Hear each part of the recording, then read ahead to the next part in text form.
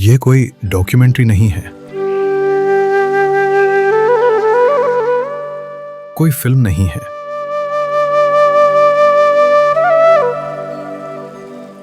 कोई प्रचार नहीं है।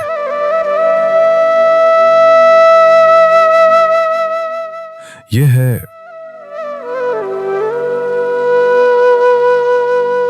साईं कुटुंब, एक अलौकिक यात्रा। कभी कभी जीवन हमें बहुत दूर ले आता है, इतना दूर कि चारों ओर लोग होते हैं पर भीतर अकेलापन गूंजता है। कभी सुख कभी दुख होता है, हमेशा एक बेचैनी बनी रहती है और आत्मा पूछती है, मैं किस दिशा में जा रही हूं। यहां कोई राह दिखाने वाला नहीं, सही और गलत का असली अर्थ बताने वाला कोई नहीं। और तभी इस विचलित मन के भीतर एक जिज्ञासा जागती है कि मैं कौन हूं और मेरे इस जीवन में आने का क्या उद्देश्य है। और इन्हीं सब प्रश्नों की खोज हमारे भीतर एक बेचैनी उत्पन्न करती है, जिसकी राह साईं की ओर जाती है। और जब मन की ये खोज अपनी चरम सीमा को छू लेती है, तब परमात्मा उसी खोज को एक स्वरूप देते हैं। और वही स्वरूप साईं बाबा ने हमें पूजनीय गुरुदेव जी के रूप में दिया।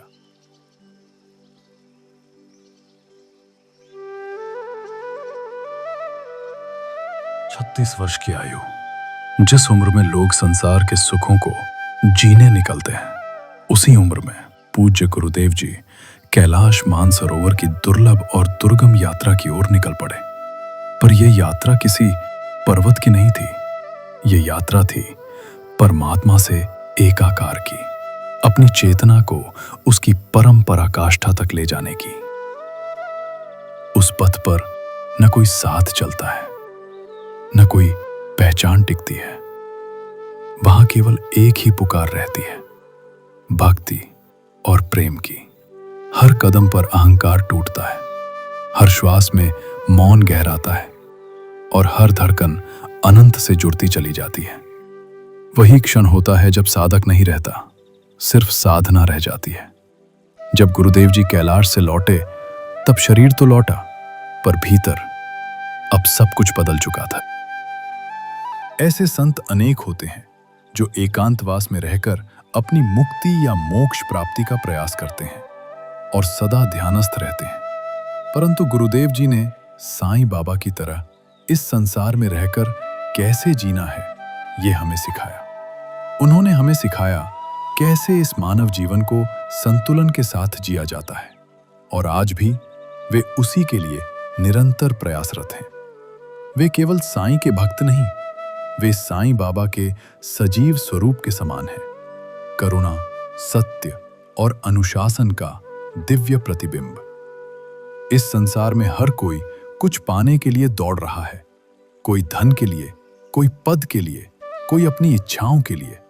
और जब इच्छाएं पूरी होती हैं तो हम सोचते हैं साईं ने हमारी भक्ति स्वीकार कर ली। लेकिन हम भूल जाते हैं कि साईं बाबा कोई साधन नहीं, वे स्वयं एक साध्य हैं। यही बात गुरुदेव जी ने हमें सिखाई। भक्ति मांग नहीं होती, भक्ति केवल प्रेम होती है। यदि गुरुदेव जी की कृपा न होती तो ये पुकार बस एक भावना बनकर रह जाती। पर उन्होंने उसे आकार दिया, दिशा दी, और वहीं से जन्मा साईं कुटुंब।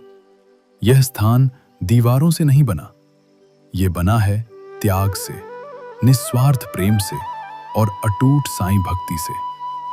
गुरुदेव जी ने हमें जोड़ा और हमें दिया साईं आश्रय। ये शरण वह स्थान है जहां अहंकार टूटता है, भक्ति आचरण बनती है और साधना जीवन का अनुशासन। यहां लोग दुआ मांगने नहीं आते, वे स्वयं को जगाने आते हैं।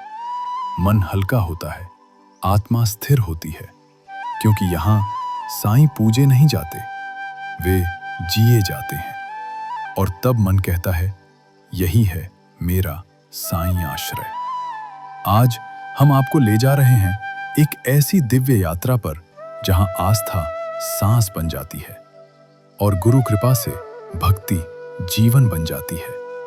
पिछले 40 वर्षों से पूज्य गुरुदेव जी साईं बाबा के नाम का निस्वार्थ और निःशुल्क प्रचार तथा गुणगान के रूप में सेवा करते आ रहे हैं।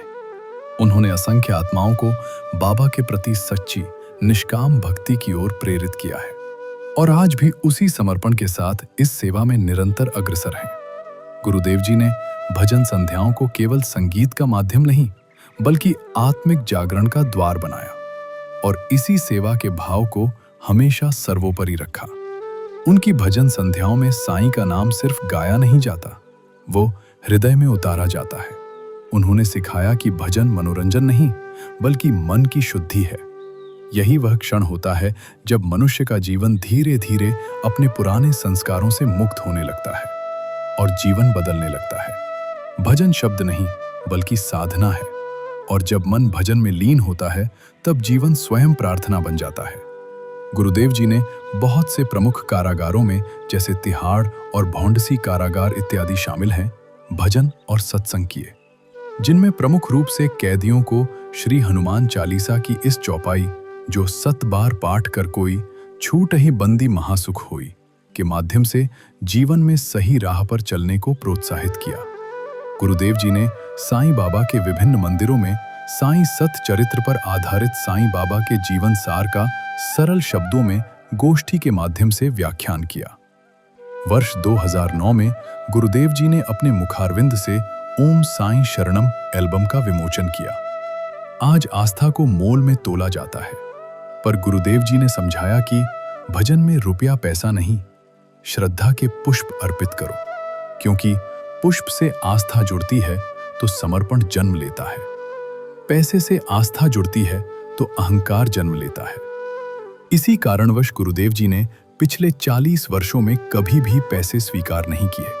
साधु भूखा भाव का, धन का भूखा नहीं, धन का भूखा जो फिरे सो तो साधु नहीं।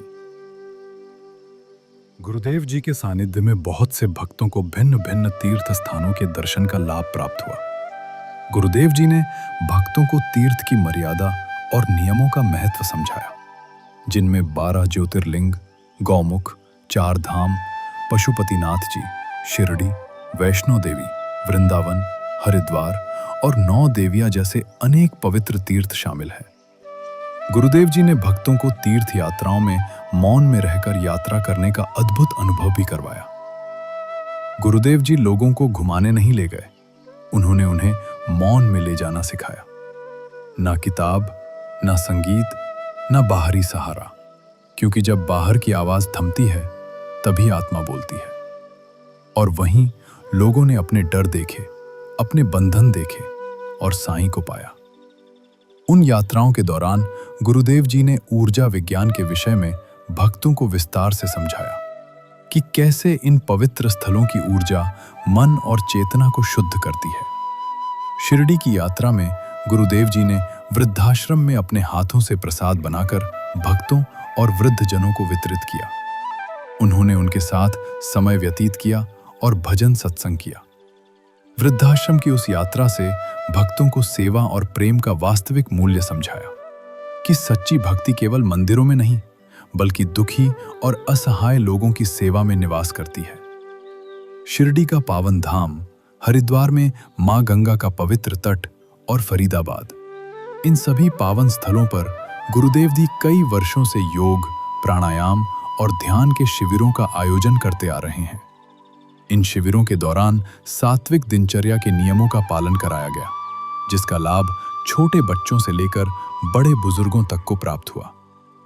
योग, प्राणायाम और ध्यान के माध्यम से गुरुदेव जी ने हमें अपने भीतर परिवर्तन लाकर जीवन को सही दिशा में बदलना सिखाया। इसी साधना के माध्यम से स्वास्थ्य को संतुलित रखने का मार्ग दिखाया, जहां रहस्यमयी शरीर को विस्तार से समझने की कला सिखाई गई और यह बताया गया कि श्वास, आहार और चेतना कैसे मिलकर शरीर, मन और जीवन ऊर्जा को सुदृढ़ बनाते हैं। गुरुदेव जी का जन्म पावन ब्रिज भूमि में हुआ, वह धरती जहां युगों युगों से महान संतों, भक्तों और साधकों ने ईश्वर भक्ति की गहन साधना की है। उसी पवित्र जन्म स्थल पर गुरुदेव जी ने एक सुंदर एवं भव्य साईं मंदिर का निर्माण करवाया है। गुरुदेव जी ने समय समय पर दान पुण्य की भावना को जीवंत किया। भंडारा, कंबल वितरण और पितृपक्ष के महत्व को सहजता और करुणा के साथ समझाया। कोविड जैसी वैश्विक महामारी के कठिन समय में जब भय और असुरक्षा चारों ओर व्याप्त थी, गुरुदेव जी ने अनेक भक्तों को अपने संरक्षण में रखा और उन्हें जीवन दान प्रदान किया। उसी समय गुरुदेव जी ने हमें यह भी समझाया कि जीवन केवल औषधियों से नहीं, श्वास की समझ से भी निखरता है। उन्होंने योग, प्राणायाम और श्वास साधना के महत्व को सरल शब्दों में समझाया और बताया कि संतुलित श्वास कैसे शरीर की रोग प्रतिरोधक क्षमता को सुदृढ़ करती है, मन को स्थिर करती है और जीवन ऊर्जा को जागृत करती है। गुरुदेव जी ने भक्तों को महाकुंभ में अमृत स्नान का पावन अवसर भी प्रदान किया।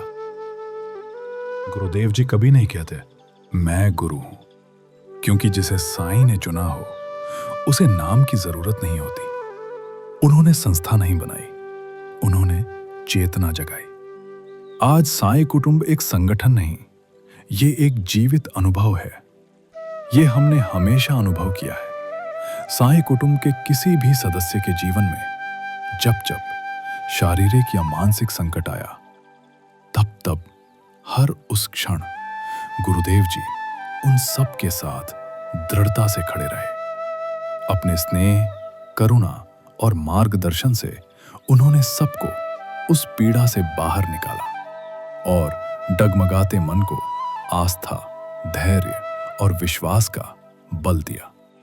यही वह गहन अनुभूति है जो साईं कुटुंब को केवल एक संगठित समूह नहीं, बल्कि एक जीवंत आत्मीय परिवार बनाती है। जहां लोग साईं से मांगने नहीं आते, वे खुद को अर्पित करने आते हैं।